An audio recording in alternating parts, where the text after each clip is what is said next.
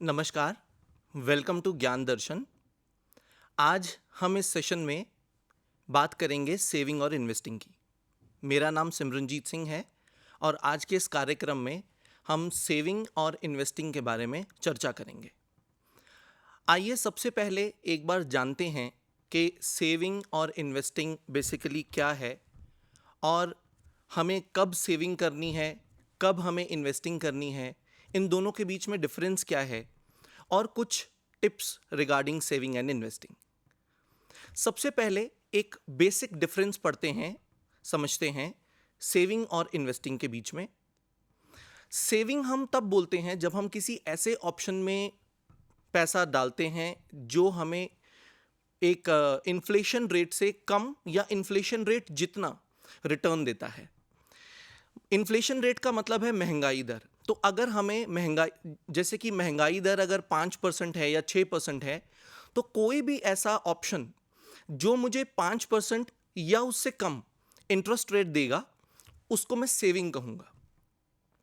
जबकि इन्वेस्टमेंट मुझे inflation rate से कंपैरेटिवली कई ज़्यादा रिटर्न्स देते हैं।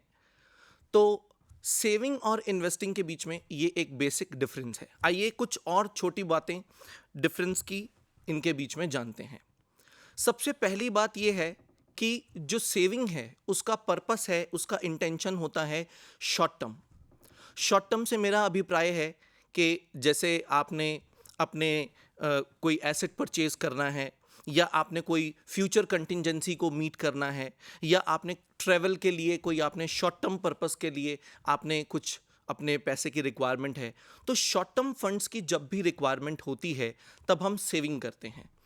इन्वेस्टिंग की अगर हम चर्चा करें तो ये लॉन्ग टर्म पर्सपेक्टिव से किया जाता है। लॉन्ग टर्म का मतलब है बेसिकली एक पैसिव इनकम जनरेट करने के लिए, या रिटायरमेंट को प्लान करने के लिए, या हाउस परचेज करने के लिए। तो बेसिकली ये लॉन्ग टर्म रहता है। सेविंग की अगर हम बात करें तो सेविंग के अंदर जो मैंने आपको जैसे बताया कि सर ये तो इन्फ्लेशन रेट से, या तो मुझे इन्फ्लेशन रेट जितना ही रिटर्न देता है या इन्फ्लेशन रेट से कम मुझे रिटर्न देता है, तो मुझे इन्फ्लेशन से इतनी प्रोटेक्शन नहीं मिलती सेविंग्स में। इन्वेस्टमेंट क्योंकि लॉन्ग टर्म होती हैं और इनके अंदर रेट ऑफ इंटरेस्ट भी ज़्यादा होता है, ये हमें ज़्यादा इंटरेस्ट रेट देती हैं, तो इन्फ्लेशन से हमें प्रोटेक्शन मिल जाता है इन्वेस्टमेंट के केस में। और अगर हम चर्चा करें रिटर्न्स की, तो सेविंग के अंदर रिटर्न्स कंपैरेटिवली कम होती हैं, क्योंकि सेविंग रिस्क भी कम होता है, इसीलिए यहाँ पर रिटर्न्स भी कम होती हैं। इन्वेस्टिंग की अगर हम बात करें तो इन्वेस्टिंग के अंदर आपकी रिटर्न्स कंपैरेटिवली बहुत हाई होती हैं, और इसमें जैसे मैंने बताया higher the risk higher the returns, तो जितना ज़्यादा रिस्क होगा उतना ज़्यादा रिटर्न्स भी इसमें मिलेगा। फिर कैश की एक्सेसिबिलिटी की बात करें, लिक्विडिटी की, तो सेविंग्स बेसिकली हम ऐसे ऑप्शंस को चूज करते हैं जो या तो ऑलरेडी लिक्विड होती हैं, लिक्विड का मतलब है कैश में होती हैं, या इजीली कन्वर्टेबल इनटू कैश होती हैं। इन्वेस्टमेंट की अगर हम बात करें तो उसको कैश में कन्वर्ट करवाना थोड़ा सा डिफिकल्ट होता है, और इसके अंदर कुछ लॉक इन पीरियड भी होता है। और अगर हम सेविंग को कैश में कन्वर्ट करते हैं तो हमारे बेनिफिट बिल्कुल इंटैक्ट रहते हैं, बेनिफिट्स के अंदर कोई दिक्कत नहीं आती। लेकिन अगर हम इन्वेस्टमेंट की बात करें, इन्वेस्टमेंट की चर्चा करें, तो इन्वेस्टमेंट के अंदर अगर हम उसको कैश में कन्वर्ट करने की कोशिश करते हैं बिफोर मैच्योरिटी, तो हमें उसके अंदर लॉस ऑफ बेनिफिट ज़रूर होता है, कुछ बेनिफिट हमें कम ज़रूर मिलता है। रिस्क की चर्चा जैसे मैं पहले ही कर चुका हूं कि सेविंग के अंदर क्योंकि आपके जो रिटर्न्स हैं वो कम होते हैं, इसलिए रिस्क भी कम होता है। रिस्क और रिटर्न्स का डायरेक्ट रिलेशन है, तो जैसे रिटर्न्स कम होंगे वैसे आपके रिस्क भी कम हो जाएगा। और इन्वेस्टमेंट के अंदर आपके रिटर्न्स ज़्यादा होते हैं, इसीलिए आपको ज़्यादा रिस्क भी है। डिफ़िकल्टी की अगर हम बात करें तो सेविंग के अंदर एज सच कोई खास डिफ़िकल्टी नहीं होती, क्योंकि सेविंग हमने या तो हमने कैश में पैसा डाला है, या हमने बैंक में पैसा डाला है, या हमने गोल्ड या कोई एफडी या कोई आरडी, तो हम जब ऐसी सिक्योरिटीज़ में या ऐसे ऑप्शंस में हम इन्वेस्ट करते हैं, सेव करते हैं, तो इसके अंदर कोई ज़्यादा डिफ़िकल्टी नहीं होता कंपैरेटिवली जब हम इन्वेस्टमेंट की बात करें।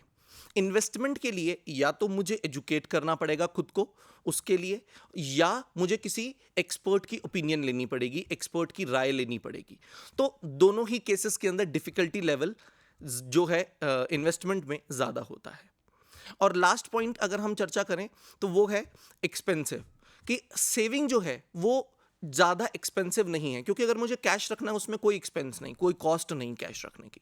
बैंक में पैसा रखने के लिए भी कोई कॉस्ट नहीं है। ऐसे ही एफडी, गोल्ड, आरडी, इनकी कॉस्ट बहुत ज़्यादा कम है।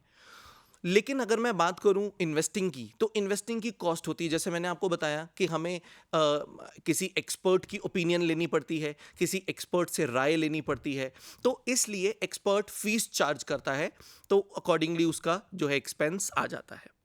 नेक्स्ट स्लाइड की अगर हम बात करें कि सर सेविंग इंपॉर्टेंट है या इन्वेस्टिंग इंपॉर्टेंट है, तो हम ऐसा समझ सकते हैं कि सेविंग और इन्वेस्टिंग दोनों ही इंपॉर्टेंट है। मैंने आपको बताया सेविंग लॉन्ग टर्म के लिए, सेविंग शॉर्ट टर्म के लिए होता है, इन्वेस्टिंग लॉन्ग टर्म के लिए होता है, और इंसान की दोनों ही तरीके की रिक्वायरमेंट्स होती हैं। शॉर्ट टर्म रिक्वायरमेंट्स भी हैं, लॉन्ग टर्म रिक्वायरमेंट्स भी हैं। तो शॉर्ट टर्म रिक्वायरमेंट्स को कैटर करने के लिए हम सेविंग्स करते हैं, लॉन्ग टर्म रिक्वायरमेंट्स को कैटर करने के लिए हम इन्वेस्टिंग करते हैं। दोनों के ही कुछ एडवांटेजेस हैं, कुछ डिसएडवांटेजेस हैं। एक बार आइए ज़रा इन दोनों के एडवांटेजेस और डिसएडवांटेजेस भी जानते हैं। सेविंग की अगर हम बात करें तो सबसे पहले हम सेविंग के एडवांटेजेस ले रहे हैं। सेविंग की अगर हम चर्चा करें तो सेविंग के अंदर लिक्विडिटी बहुत ज़्यादा होती है। लिक्विडिटी का मतलब है कि वो इजीली कन्वर्टेबल होता है कैश के अंदर, मैं उसको जल्दी से कैश में कन्वर्ट कर सकता हूँ।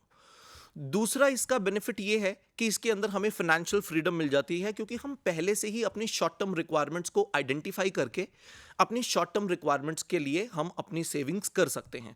तो एक फाइनेंशियल फ्रीडम मिल जाती है इस सेंस में कि जब हमें फंड्स की रिक्वायरमेंट होती है तो हमें किसी को देखना नहीं पड़ता, हमें फंड्स अरेंज नहीं करने पड़ते, पहले से ही हमने उसके लिए अपना अरेंजमेंट करके रखा है। इन्वेस्टिंग की अगर हम बात करें तो इन्वेस्टिंग का सबसे इंपॉर्टेंट ये है कि ये हमारे फ्यूचर को सिक्योर करता है, क्योंकि ये लॉन्ग टर्म रिटर्न्स देता है। तो अगर हम लॉन्ग टर्म की बात करें, हम एक पैसिव इनकम अगर जनरेट करना चाहते हैं, अगर हम अपनी रिटायरमेंट को प्लान करना चाहते हैं, तो वो सेविंग से हम नहीं कर सकते, उसके लिए हमें इन्वेस्टिंग ही करना पड़ेगा, क्योंकि वो हमें लॉन्ग टर्म प्रोटेक्शन देता है। दूसरा फायदा इन्वेस्टिंग का ये है कि ये हमें इन्फ्लेशन से प्रोटेक्शन देता है, महंगाई दर से हमें प्रोटेक्शन देता है, जो सेविंग बिल्कुल भी नहीं देता, या देता भी है तो बहुत कम देता है। तो कंपैरेटिवली अगर हम बात करें तो हमें उसके अंदर, इन्वेस्टमेंट के अंदर ज़्यादा इन्फ्लेशन से, क्योंकि इंटरेस्ट रेट ज़्यादा होता है तो इन्फ्लेशन से हमें प्रोटेक्शन मिल जाता है, तो लॉन्ग टर्म के लिए अच्छा है। अच्छा, अब डिसएडवांटेज की बात करते हैं। सेविंग के अंदर जो सबसे बड़ी डिसएडवांटेज है वो ये है कि इसमें रेट ऑफ इंटरेस्ट बहुत कम होता है, क्योंकि ये शॉर्ट टर्म भी होता है, रिस्क फ्री भी होता है, इसीलिए ये रेट ऑफ इंटरेस्ट जो है वो कम होता है। दूसरी इसकी जो सबसे जो डिसएडवांटेज है वो ये है कि हमें इन्फ्लेशन से प्रोटेक्शन नहीं मिलता। मैंने आपको बताया इंटरेस्ट रेट कम होने की वजह से ये हमेशा महंगाई दर से कम होता है, या महंगाई दर जितना ही होता है तो हमें इन्फ्लेशन से कोई खास प्रोटेक्शन नहीं मिलता। और सेविंग हमें लॉन्ग टर्म प्रोटेक्शन नहीं दे सकता, लॉन्ग टर्म प्रोटेक्शन के लिए हमें इन्वेस्टिंग ही करना पड़ेगा। ऐसे ही इन्वेस्टिंग की भी कुछ डिसएडवांटेजेस हैं। सबसे बड़ी डिसएडवांटेज इन्वेस्टिंग की ये है कि ये रिस्की है। These investment are subject to market risk, and अगर मार्केट कोलैप्स कर जाती है, मार्केट अगर गिर जाती है तो हमें भी इसमें लॉस हो सकता है। दूसरा जो हम पहले भी चर्चा कर चुके हैं कि इन्वेस्टिंग जो है कंपैरेटिवली एक्सपेंसिव होती है। एक्सपेंसिव का मतलब है कि अगर हमें किसी से एक्सपर्ट से ओपिनियन लेना है, या अगर हमें खुद को एजुकेट करना है, तो उसके लिए मुझे पहले फंड इन्वेस्ट करना पड़ेगा, कुछ पहले पैसा लगाना पड़ेगा, या मुझे एक्सपर्ट को पैसा देना पड़ेगा, तो ये एक्सपेंसिव है। और एक और जो डिसएडवांटेज है कि सर इसमें हमें लिक्विडिटी नहीं होती। अगर हमें अर्जेंट रिक्वायरमेंट हो जाए कैश की, अर्जेंट रिक्वायरमेंट हो जाए अगर हमें फंड्स की, तो कई ऐसे इन्वेस्टमेंट प्लान्स हैं जहां पर लॉक इन होता है। लॉक इन का मतलब है कुछ ऐसा समय जिस समय तक हम पैसे को निकाल नहीं सकते, तो उस समय ये कई इन्वेस्टमेंट में ये 2 साल होता है, कई इन्वेस्टमेंट में ये 3 साल होता है, कई इन्वेस्टमेंट में ये 5 साल होता है, डिपेंडिंग अपॉन कैसे आपको इंटरेस्ट रेट इसके ऊपर मिल रहा है। तो ये कुछ डिसएडवांटेजेस हैं इन्वेस्टिंग की। आगे अगर हम चर्चा करें तो मैं सेविंग से स्टार्ट करता हूं। एक बहुत बड़े हमारे इन्वेस्टर हैं वॉरेन बफेट, जिनके बारे में सब जानते हैं। इनकी 11,000 करोड़ यूएस डॉलर में इनकी नेटवर्थ है और वर्ल्ड के 6th रिचेस्ट मैन भी रह चुके हैं। ये सेविंग के बारे में बोलते हैं कि सेविंग एक कला है, सेविंग एक आर्ट है और ये हर किसी को नहीं आता। ये सेविंग करने के लिए हमें बेसिकली देखना पड़ेगा। लोग क्या करते हैं, अपने सारी इनकम में से पहले एक्सपेंसेस माइनस करते हैं, जो बच जाता है वो सेविंग करते हैं। ये कहते हैं डू नॉट से what is left after spending but spend what is left after saving. तो वॉरेन बफेट का ये कहना है कि आप पहले सेव करें और उसके बाद आप उसको एक्सपेंसेस में डालें, जबकि आमतौर पर ये देखा जाता है कि हम उल्टा चलते हैं।